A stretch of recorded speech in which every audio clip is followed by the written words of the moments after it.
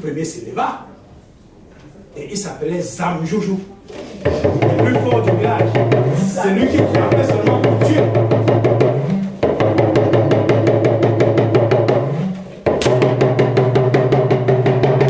Il gonfla ses muscles, montra ses muscles à tout le village. Frappa sa poitrine, fit danser ses pectoraux.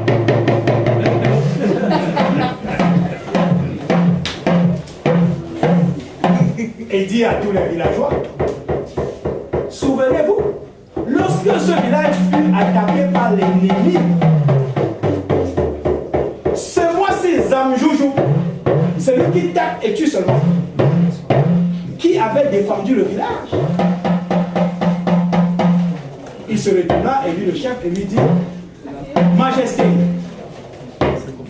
si tu me laisses m'asseoir sur ta chaise, tu seras assuré qu'à ton retour du village, le village ne serait attaqué par aucun ennemi. Et quand il me dit, sous les youyous de ses femmes et de ses enfants, il fit danser encore sa poitrine pour une dernière fois, et les gens applaudissent. Poum poum allez.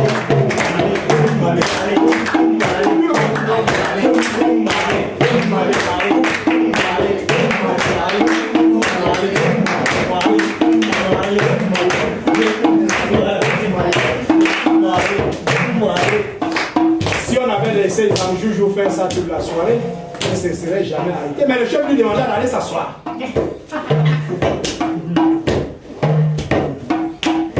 C'est ainsi qu'un second fils se leva. Et celui-ci s'appelait Bimou, le pompier. Bimou se leva. Et quand il se leva, avant même de se lever, il commençait à siffloter.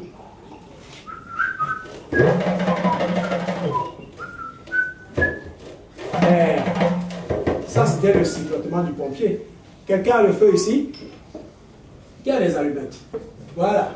Merci. Vous savez comment les pompiers, le sifflement des pompiers pour éteindre le feu à Yaoundé, c'est comment? Pim pom, pim pom, pim pom, pim pom. Ça n'arrive pas à éteindre le feu, je comprends pourquoi tous les immeubles brûlent aussi tous les jours. Hein? Mais si ça avait été Bimou, le pompier du village, il aurait fait ceci. Vous voyez, au premier coup, il avait éteint tous les feux du village.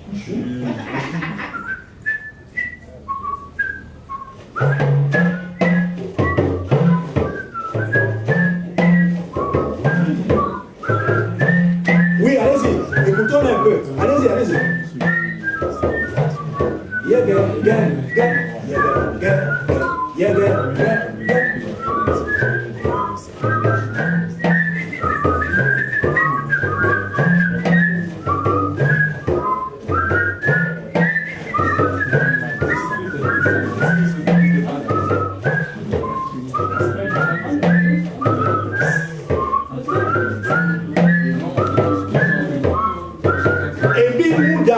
Parce que quand Bimou faisait ce genre de sifflement, c'était pour éteindre les grands feux. Mais vous savez qu'il y a aussi les feux à la le sol.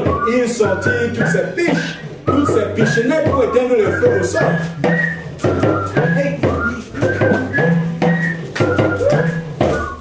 Et ce pied était plus puissant que l'autre. Si on avait laissé Bimou faire ses démonstrations toute la soirée, on serait allé jusqu'au lendemain qui n'aurait jamais arrêté parce que ça lui permettait de réimpressionner toutes les jeunes filles du village qu'il comptait mettre dans son escarcelle épouse. Le chef lui demanda, assieds-toi. C'est ainsi qu'un troisième enfant se leva.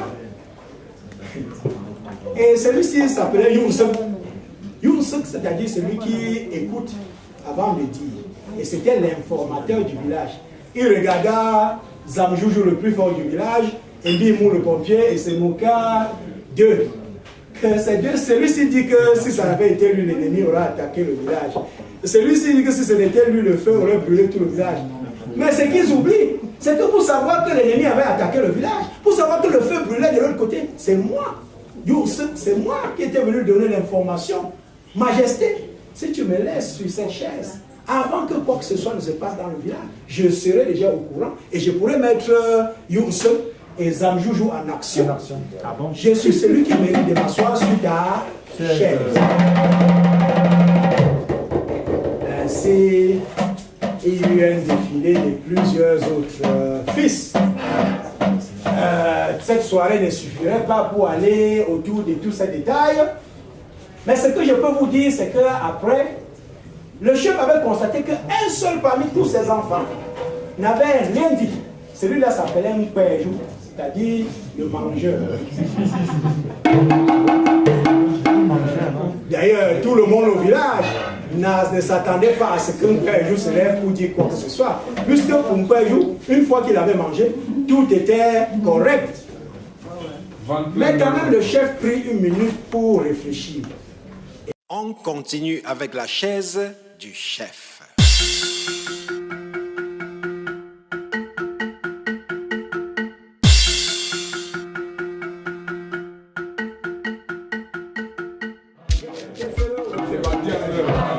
C'est pas